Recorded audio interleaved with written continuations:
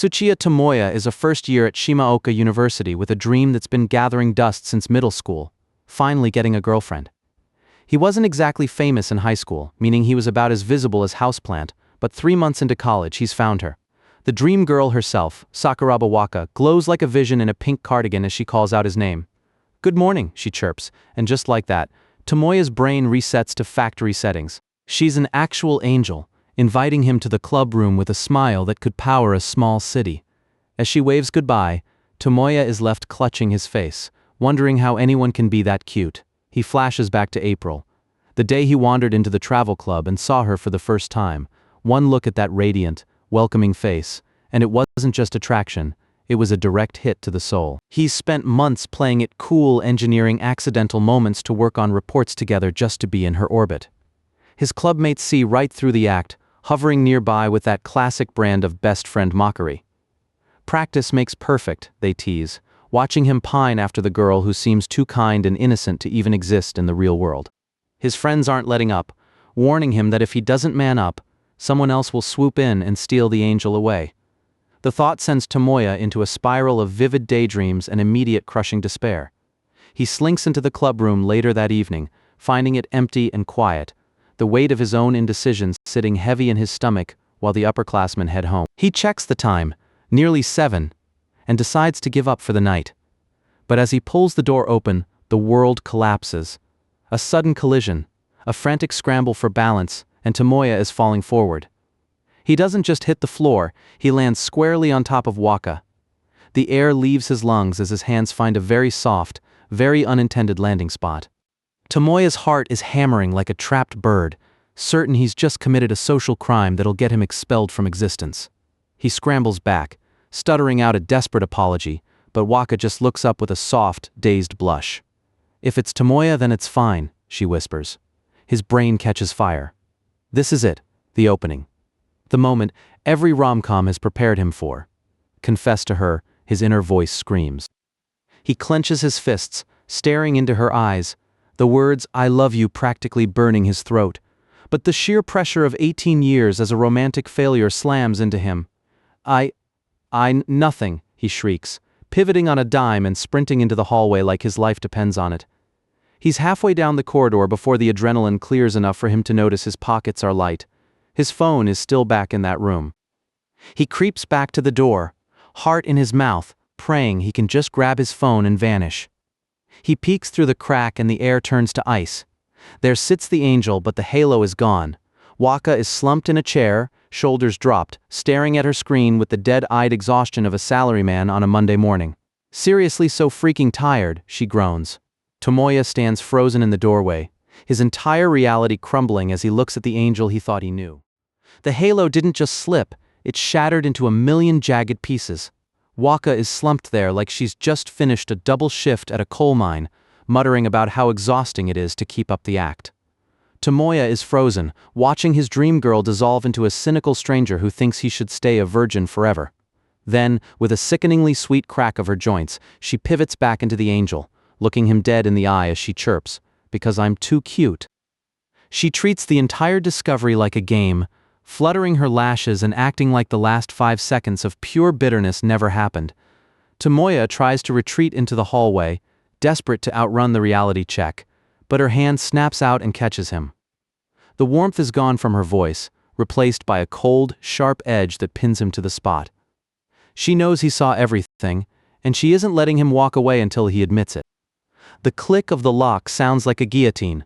Waka doesn't look like an angel anymore. She looks like a predator who just found a very confused snack. She leans in, eyes gleaming with a terrifying clarity that wasn't there before, letting the silence stretch until Tomoya starts stammering about her being kind and cute. She just tilts her head, delivering the kill shot with a smile that doesn't reach her eyes. That character of mine is just a fake. Tomoya's brain is short-circuiting, trying to find the girl he spent all day worshipping in this stranger's eyes. He demands to know why she'd go through the effort of such a massive lie, but the answer is worse than the deception. She covers her mouth, her eyes crinkling in a way that used to be adorable but now feels like a threat. "I just feel very fun when playing around with a virgin like you." The shock finally turns into a desperate, cornered anger. Tomoya points a shaking finger, threatening to tear the mask off and show the whole school exactly who Saint Waka really is. He expects her to crumble or beg, but she just watches him with the bored curiosity of a cat looking at a mouse that thinks it can fight back. He tries to play his only card, but Waka's already 3 moves ahead. She pulls out her phone with a triumphant chime, showing him a photo from the club room, the exact moment his hands were accidentally all over her. Her smile is pure poison now as she offers him a choice.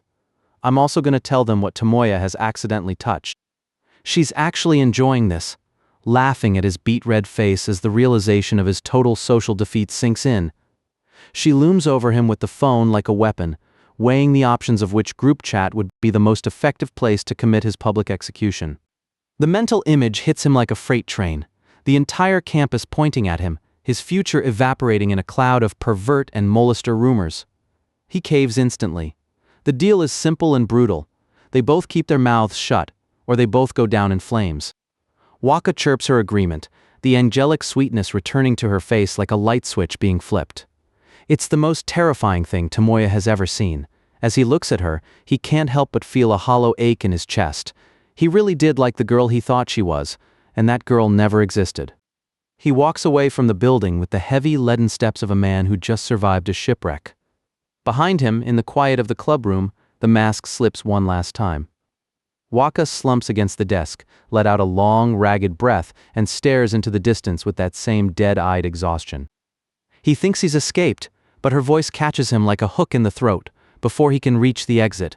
She's leaning against the frame, looking down at him with a gaze that says he belongs to her now. I need you to help with something, so why don't you just stay around a bit? Tomoya's stomach drops. This wasn't just a confrontation, it was an invitation to a nightmare. The invitation to a nightmare didn't lead to a dark alley or a secret dungeon. It led to a ramen shop.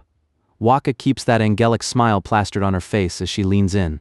Her voice a sugary poison that leaves Tomoya with a sinking feeling in his gut. She needs his help with something, and in her world, that's not a request, it's an order. He's already resigned to his fate by the time they reach the glowing sign of Yokucho Ramen. Tomoya expects a new round of blackmail, but the reality is weirder. She just wants a shield.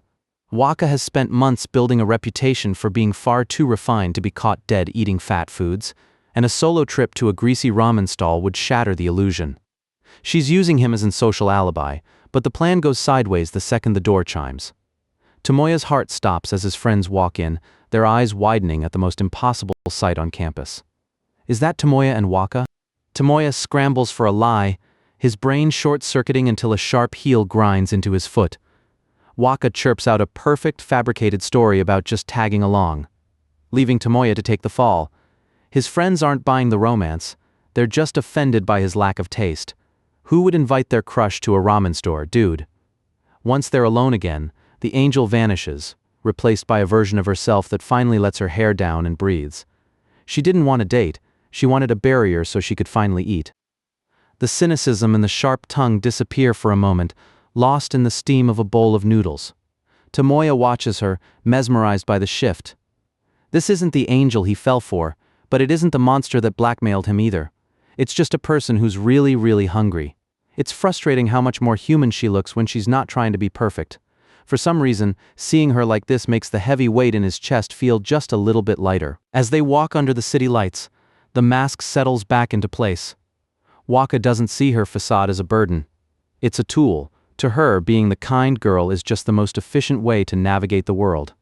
Everything is easier when everyone loves you. She looks at Tomoya, a mischievous glint returning to her eyes as she realizes she's being too serious. And here I got a virgin boy. The vulnerability is over. The tormentor is back in the driver's seat. The silence between them changes. It's no longer the silence of a victim and his captor, but something closer to an actual conversation. Waka looks away, her profile soft against the station lights. She admits that before tonight she never knew what he was thinking, but now, the pretense is gone. I feel easier talking to you like this. It's the first honest thing she said that didn't involve a threat. They part ways at the station, a brief wave goodbye before the distance grows between them. Waka stops alone in the corridor, her arms crossed, huffing a breath that's half exhaustion and half lingering heat. She pulls out her phone, staring at the photo she's using for blackmail, but her face doesn't look like a victor's. A deep blush creeps up her neck as she whispers his name to the empty hallway. Tomoya-kun. The master-servant game might be a facade of its own. 3 months of careful texts and tailored emojis for a girl who doesn't even exist. Tomoya's looking at the wreckage of his romantic dreams, realizing the angel was just a shark in a pink cardigan. He grips his head, the memory of her mocking his virginity like a physical bruise on his brain. He looks up at the sky, his lungs burning with the need to scream, "Give me back my 3 months of youth." A sweet voice cuts through his spiral, and the mask is back on. Waka stands there glowing. But when Tomoya tries to brush past, she pivots into a masterclass of manipulation. Her eyes drop, her voice softening into a practiced tremor that makes his heart skip despite his better judgment. She clutches her hands, whispering, "I'm sorry, I just couldn't tell you the truth." He's frozen, hook, line, and sinker, as she delivers the kill shot. "The truth is, I like." The confession evaporates into a wicked snicker. "Ah, just kidding," she chirps, leaving Tomoya simmering in his own gullibility.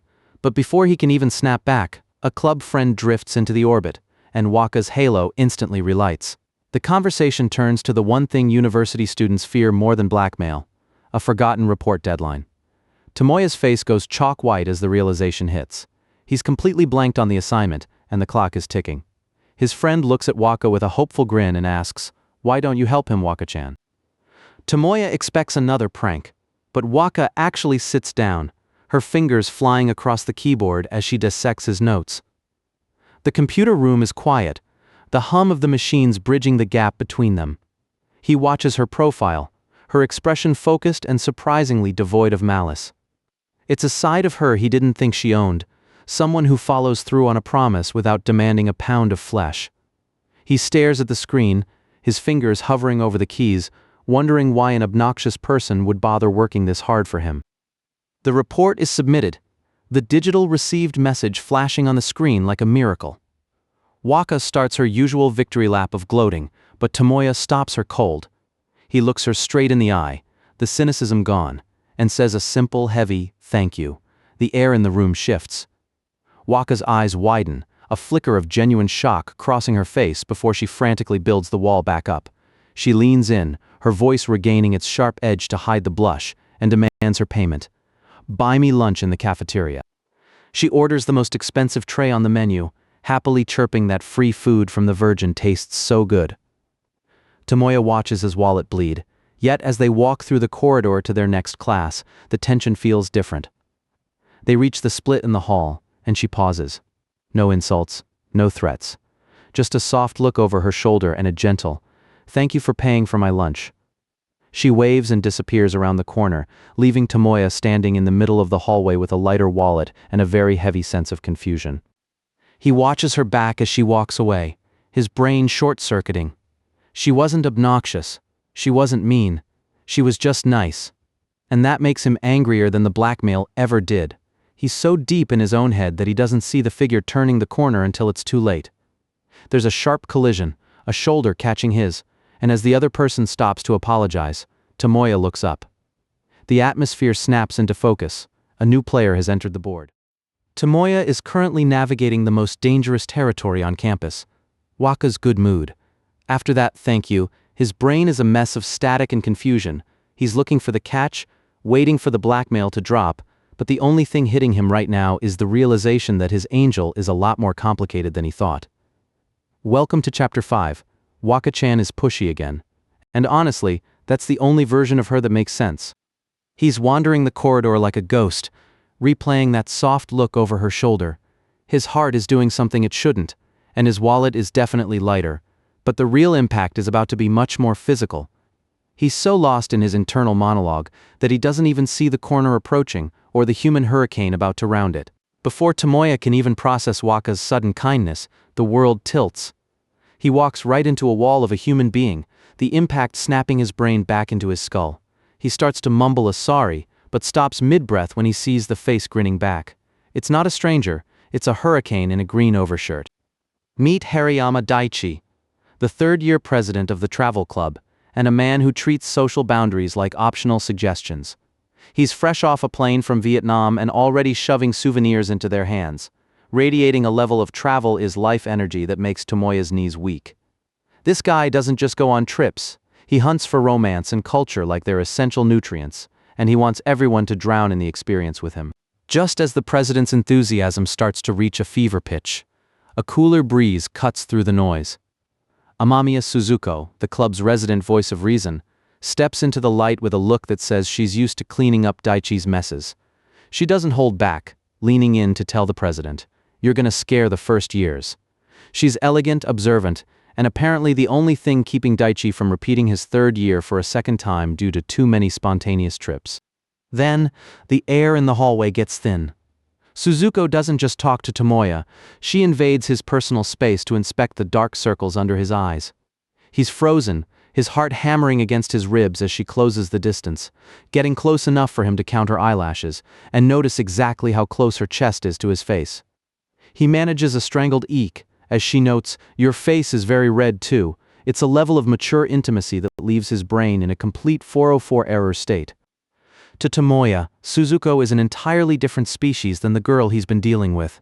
She's the type of mature, fashionable woman you only see in college recruitment, brochures, calm, kind, and devastatingly put together. He's so busy being mesmerized by this new, peaceful beauty that he completely misses the storm brewing right next to him. Because while Suzuko is an angel, Waka is currently a ticking time bomb. The moment Suzuko turns her back, the angelic Waka vanishes, replaced by a girl who looks like she just chewed on a lemon. She leans into Tomoya's ear, hissing, "So virgin boy, why are you so nervous talking to a beautiful senpai like that?" The gratitude from earlier is dead and buried. She's petty, she's sharp, and she's out of here. With a final irritated stomp, she leaves him standing there with a bewildered "why did she get mad?" echoing in the hall. But the president isn't done with them yet. He waves from down the corridor, dropping one last bombshell before the bell rings. "We're gonna have a cherry-picking picnic tomorrow." Tomoya and Waka exchange a look, one confused, the other still seething. Tomorrow, the travel club is heading out, and based on the look on Waka's face, those cherries aren't the only things about to get crushed. Sun-drenched trees and the scent of ripe fruit, welcome to the traveling club's cherry-picking expedition. But the real harvest isn't the fruit, it's the university's angel savoring a cherry with a soft, satisfied One tiny bite is enough to send the guys into a spiritual awakening. To them, she's not just a student, she's a source of pure, unadulterated peace in a pink cardigan. Tomoya watches his friends fall for the act and feels like he's the only person in the world who knows the spirit of the cherry garden is actually a foul-mouthed blackmailer. Then there's President Daichi, who arrives with enough hyperactive energy to power the entire orchard, shouting, "Is this exciting?" The president doesn't just like cherries, he's a walking encyclopedia of stone fruit facts and seasonal transitions. He's lecturing on the agriculture of Yamagata Prefecture, while Tomoya and his friend just stare, processing the sheer volume of words hitting them. Today's agenda? Eat fruit and try to survive the club's overwhelming enthusiasm. Rewind to yesterday, when the president dropped the news like a tactical bomb. "Wear something easy to move in," he said. Tomoya and Waka could only stand there, caught in the wake of the announcement. It's hard to remember signing up for a group picnic when you're usually too busy being blackmailed. They both look like they've walked into a trap they apparently agreed to days ago. Back in the club room, the president is already drawing on the whiteboard, practically begging for volunteers. The second Waka raises her hand with a sweet little smile. Tomoya's arm shoots up like a reflex, blurting out, "Then I'll go as well." He didn't even think, he just followed the leader, and now he's stuck in a garden of red fruit and deep-seated regret. Standing around with the guys is safe, but it's pathetic. His friends are baffled usually. Tomoya would be hovering over Waka like a moth to a flame. So why is he hiding over here with the paper cups? They're calling him a coward, mocking his lack of moves, right as the angel of the campus glides over. Her voice is soft enough to melt butter, but Tomoya knows exactly what that tone usually precedes. The air around her practically vibrates with a hidden, lethal pressure. She smiles at the group, her hands clasped together like a saint, and asks the most terrifying question he's heard all day. "Can I borrow Tomoya for a bit?" The moment the trees block them from view, the halo shatters. She's in his space, eyes narrowed and cold, hissing about how he almost ruined her perfect girl image. She pulls out her phone, the digital leash she keeps around his neck. One click, one upload, and his reputation is history.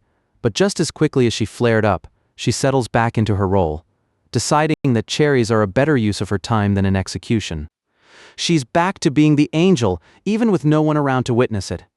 She pops a cherry into her mouth, her eyes lighting up with a spark of genuine joy that's almost more confusing than her anger. Tomoya can't help it. For a split second, he forgets the blackmail and the venom. He's just a guy looking at a beautiful girl in the sunlight, until she catches him staring and asks why he isn't eating. She picks out a perfect bright red cherry and holds it out to him. It's a classic move, the kind of intimate gesture that makes his heart do a backflip. She closes the distance, her eyes fixed on his, and commands, "Open up." He's paralyzed, mouth open like a fish out of water, but she just laughs it off. Huh. Never mind. She pulls back, leaving him standing there with a face the color of the cherries and a heart that won't stop hammering.